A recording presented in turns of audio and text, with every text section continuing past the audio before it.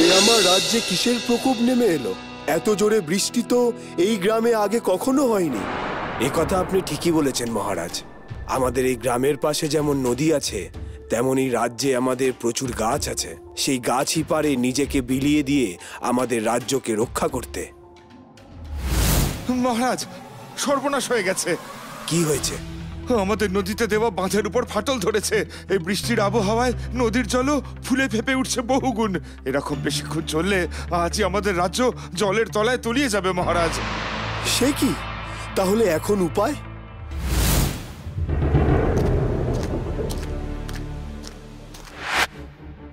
মহারাজ, আমাদের ডেকেছেন?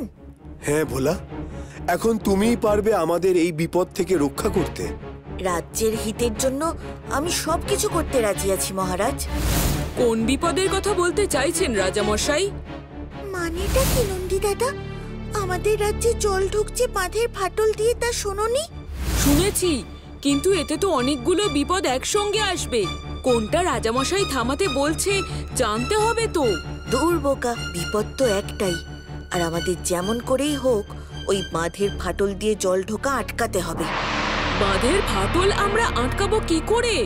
সে তো ওখানে গিয়েই জানতে পারবো। চল তাড়াতাড়ি।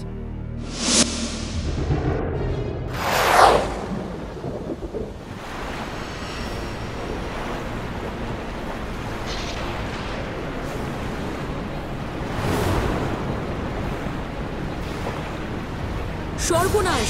এই হারে জল ঢুকলে তো গোটা রাজ্য নিমেষে ভেসে যাবে। তাই তো দেখছি, আমাকেই কিছু একটা করতে হবে। হ্যাঁ ভোলা দাদা, তুমি কিছু করো, নইলে বহু মানুষ তো মরবে, সবকিছু তছনছ হয়ে যাবে।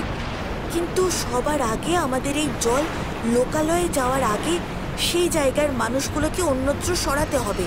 তাহলে আর দেরি না করে আগে জল সেই দিকে যাই। চল নন্দী, তুই রাজা বা মন্ত্রীমশাইকে খবর দে এবং বল তিনি যেন প্রহরীদের পাঠিয়ে রাজ্য খালি করান। সবাইকে রাজমহলে যেন নিয়ে যান, জল যতক্ষণ না কমছে। বেশ, তাহলে আমি তাই যাচ্ছি। বকুল, তুই আমাদের গ্রামে গিয়ে সবাইকে বল এই সব কথা, এবং তাদেরকেও বল আশেপাশে সবাইকে নিয়ে রাজপ্রাসাদে যেতে। বেশ ভোলা দাদা।